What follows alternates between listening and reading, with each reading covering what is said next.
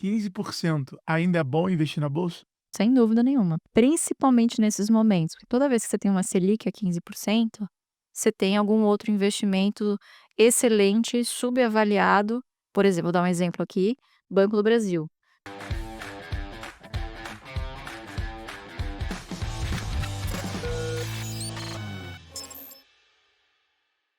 Que é o dividendo, né? O dividendo nada mais é do que parte do fluxo de caixa que a empresa gera, que é adiantado ao acionista como uma forma de remuneração em troca de todo o risco que esse investidor está correndo ali no case, né? Obviamente existem alguns negócios que podem pagar dividendo, podem se dar ao luxo de pagar dividendo, outros não. Então existem 2 tipos de empresas que não pagam dividendos: as que não podem e as que não querem, né. A gente geralmente foge foge, não quer ver nem pintado de ouro, não compra nem por R$ 1 aquelas que não podem. Por que geralmente não podem? Porque o setor às vezes é de margens muito apertadas, não gera fluxo de caixa previsível. Então, ao você fazer esse filtro do que não cabe na sua carteira, se o meu objetivo é renda no futuro, não adianta nada eu adicionar uma empresa que muito provavelmente não tenha potencial de gerar bons dividendos no futuro também. Então, ao você selecionar, já excluir, na verdade, o que não se encaixa nos seus objetivos, você já se poupa do trabalho de analisar, eu diria que 300 empresas, sobra 100. E aí você vai fazendo alguns filtros, né, e a gente tem alguns filtros de seleção, então a gente tem o BEST, que são os principais setores ali para você investir. Você vai olhar a governança, você vai olhar se a empresa tem dono ou não, qual que é a base acionária, quais são as se tem regras diferenciais para dividendo, se é uma empresa que tem um histórico longo, né, então são vários checklists que a gente ensina de como você identificar uma boa empresa. E no final, a gente ensina como identificar se essa boa empresa é um bom investimento, e o que determina isso é o preço. E uma ação vale para a gente aquilo que ela nos remunera.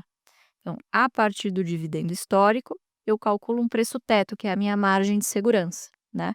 O que eu estou fazendo aqui? Claro, o foco inicial é no dividendo, sem dúvida, mas ao eu estabelecer uma margem de segurança, eu estou comprando uma boa empresa num bom preço. A chance de no longo prazo eu ter os 2, uma boa renda e uma boa valorização, ela é muito alta. Então, apesar da evolução patrimonial não ser um objetivo, ele é uma consequência natural de boas escolhas que você faz para sua carteira, né. Então é um movimento que acontece ao longo dos anos, mas Mas precisa de paciência. hoje para o investidor que falar assim: "Pô, eu quero replicar a carteira do Barsi", é possível?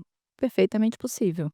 Claro que não necessariamente ele vai ter o mesmo retorno, porque os preços são diferentes, né, é muito disso, porque as nossas carteiras pessoais, inclusive a minha carteira não é igual à carteira do Barsi, né, depende do timing que você começa, do seu poder de aporte mensal, inclusive do horizonte de investimento que você tem pela frente, né, então o seu investimento em ações começa na sua reserva de emergência. A depender da sua situação, se você tem estabilidade, empreende ou não, entre 6 meses a 1 ano de reserva de emergência, para os seus custos fixos, enfim, variáveis, do ano corrente. As suas reservas de médio prazo pode ser para uma oportunidade ou, pô, você quer realizar um sonho, quer fazer um intercâmbio, comprar uma casa, blá-blá-blá, também na renda fixa. Aí sim você preenche a terceira caixinha, que é a da renda variável. Então, um dos grandes erros que as pessoas cometem é, às vezes, se empolgar muito de uma vez, pô, vou botar 50, 100 pau, achando que é igual a renda fixa, que você compra, deixa lá e magicamente o negócio se multiplica. Então, aporte o valor que realmente for do longo prazo e que você possa ter constância, tá? Por quê? Entre 5 e 7 anos, a depender do timing que você comece ou das empresas que você coloque na sua carteira, a gente já fez várias simulações sobre isso, é o que a gente chama de zona de arrebentação. Quando o valor do seu aporte você já começa a receber em média por mês de dividendo. O que começa a acontecer aí? Seu poder de investimento dobra. E aí que você começa a ver a bola de neve fazendo efeito, que é o juros sobre os juros. Então, se esse recurso não for para no mínimo entre 5 e 7 anos, nem comece, preencha essas 2 caixinhas antes e depois você olha para isso. Eu focaria para quem está começando entre 3 e 5 empresas no início. Porque imagina, você tá se tornando sócio de alguém. Você tá se tornando sócio de alguém, você tem que dar o mesmo empenho do que se você estivesse comprando uma sociedade aqui, vamos chamar de economia real. Você tem que entender se seu sócio é bom, se o negócio é bom para quem vende, Será que o ponto é bom? Quais são as matérias-primas? Quais são as variáveis que impactam? Isso demanda tempo, demanda estudo, demanda dedicação. Então, para quem está começando, ter poucas e boas empresas acaba sendo bastante interessante, inclusive porque eu dividendo em função da quantidade de ações que você tem, não do valor financeiro que você aportou. Seu patrimônio vai continuar oscilando, mas se você tiver as mesmas 1.000 ações e essa ação pagar R$ 1 por dividendo, você vai ganhar R$ 1.000. Hoje vocês têm essa indicação, tipo, tem como teu aluno ou o cara que assina a tua plataforma, ele fala assim: "Ó, esse mês a gente aconselha a se comprar essas 3. Então, a gente tem a plataforma que é um ecossistema completo em que o assinante, o aluno, enfim, ele consegue identificar por algumas métricas que a gente ensina quais são as ações ali aportáveis naquele mês. Então, hoje a gente tem um negócio que é muito mais ensinando a pescar do que dando peixe diretamente, né. Seria muito fácil entregar uma carteira recomendada, enfim, mas não é o que a gente se propõe no final do dia, né. Eu estou ensinando aquela pessoa a como ela construir um patrimônio de longo prazo que gere uma renda no futuro, né. Então, na nossa opinião, é muito importante que essa pessoa saiba o que ela esteja fazendo, porque ela vai ser ali a sua própria gestora, o seu próprio gestor ali da carteira que ela está fazendo, né. Agora, olhando para a expansão dos negócios, obviamente que a gente está olhando para outras linhas de crescimento nesse sentido, né, de fazer pelo cliente, né, mas com muito cuidado, porque, a gente sempre foi ensinado na nossa metodologia de que o cliente, o investidor, ele precisa estar no centro das decisões, não é simplesmente delegar a carteira e esquecer e olhar uma vez por ano quando for fazer o imposto de renda, né. A gente é veementemente contra esse tipo de terceirização, né, porque ao você terceirizar o patrimônio, você terceiriza a culpa também, né. É muito fácil depois você virar e falar: "Pô, mas eu investi nos negócios aqui que eu nem sei o que é", meu. Pois é, o dinheiro é seu, você apertou o botão, a responsabilidade também é sua.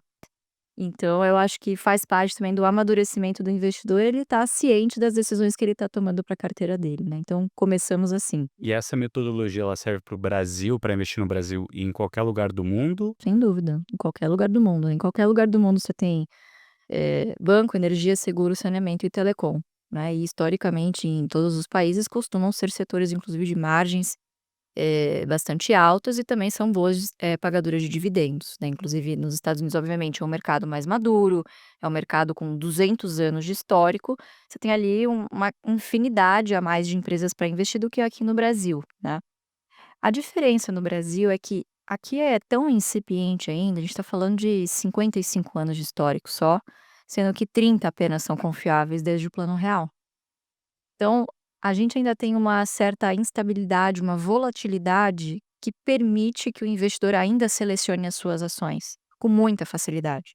Como eu disse, aplicando os nossos filtros, você vai sobram 30 empresas no final do dia, você escolhe a que mais for aderente ao seu perfil, você pode escolher as smalls ou as blue chips, que são as empresas maiores.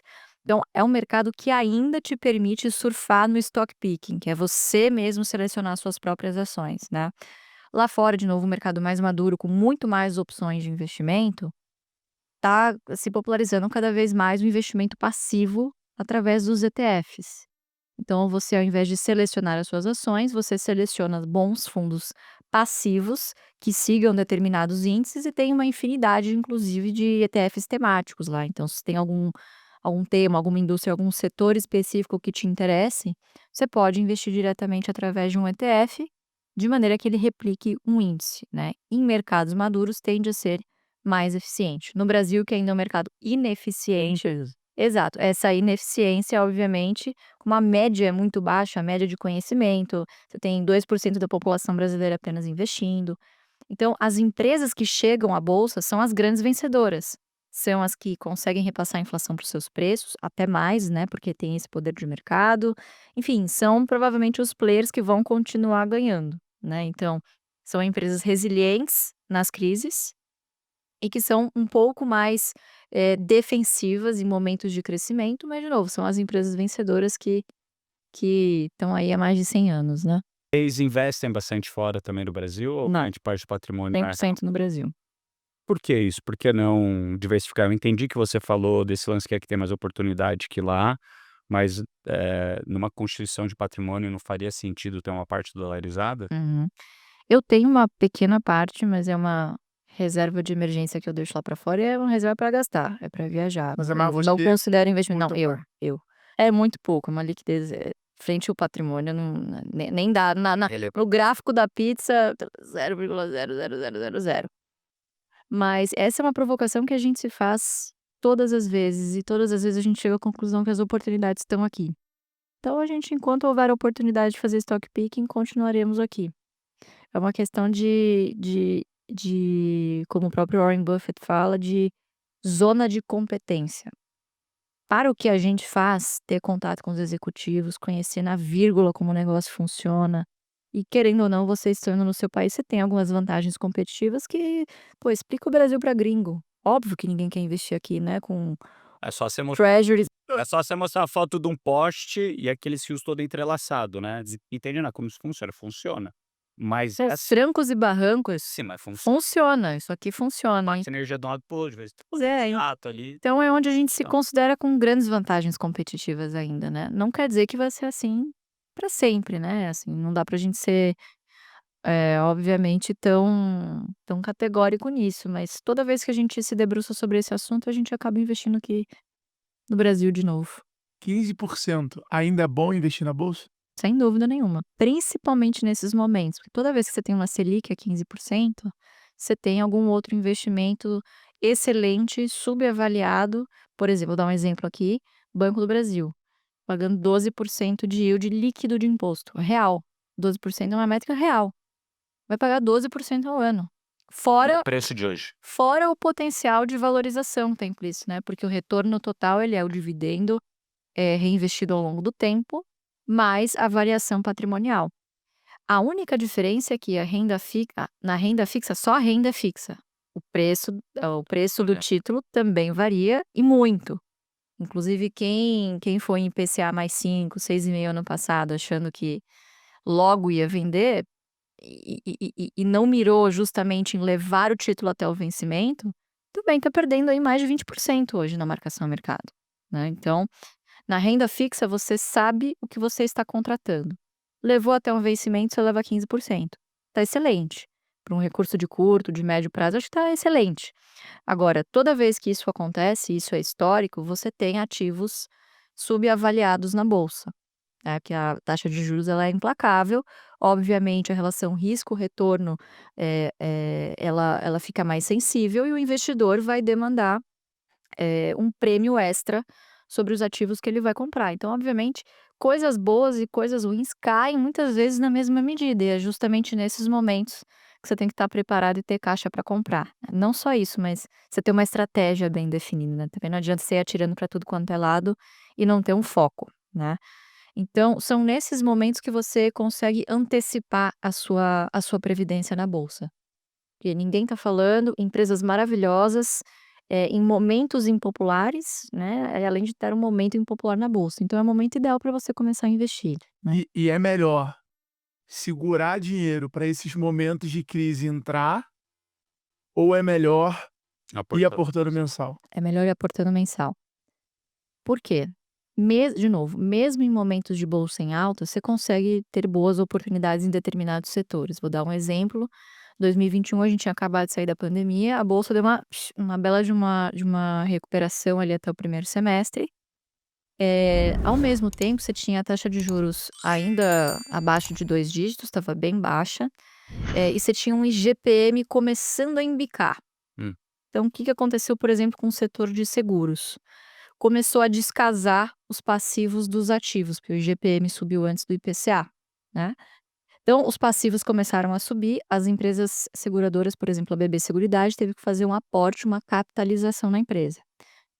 A a cotação Lá pra despencou, foi lá para baixo. Quer dizer que a ação perdeu o fundamento? Não, tá passando por um momento ali, obviamente teve que capitalizar, mas isso já aconteceu outras vezes na história, então a gente teve muita segurança de comprar naqueles momentos, né. Isso foi 2021, 2022. É um descasamento temporal, é questão de tempo para o IPCA também acompanhar o IGPM, então e você repassar o preço pra ponta. exatamente, então o setor de seguro ele funciona como um pêndulo. Quando a taxa de juros cai, geralmente se ganha mais com a emissão de novos prêmios. Quando a taxa de juros sobe, você ganha menos, reduz-se a parte comercial, vamos dizer assim, então reduz o ganho com novas emissões de prêmios, e você ganha muito mais, por exemplo, com os recursos que estão lá parados em caixa, com a tesouraria, que são os resultados financeiros. Então é um setor que está sempre se beneficiando, independentemente do macro, do que estiver acontecendo. É um setor extremamente defensivo, né? Em que o consumidor paga e reza para não usar. E ainda é um setor bastante subpenetrado no Brasil, tem muito para crescer ainda, em termos de regulamentação, enfim, é um setor que gosto bastante. Então, enfim, naquele momento a gente tinha uma grande recuperação depois do pós-pandemia, e você tinha ali uma empresa, uma BB Seguridade cotada a R$ 18, mesmo com o índice estando a 130 mil pontos, entende? Então, independentemente do Ibovespa, você consegue achar sim boas oportunidades, a depender de alguma coisa que esteja acontecendo com um setor ou com uma empresa específica. Então, você pode fazer no seu aporte mensal tranquilamente, porque isso exprime também uma certa humildade perante o mercado. Eu não sei quando vai vir a próxima crise. A gente não tem ideia. Geralmente as crises mais graves são aquelas que ninguém está prevendo, porque se você Se prepara, todo mundo se exato, prepara, e aí todo mundo se prepara, você antecipa a expectativa, uma parte disso já está no preço. Agora, as que te pegam de calça curta é aquela que ninguém está imaginando que vai vir, e aí vem Mas e não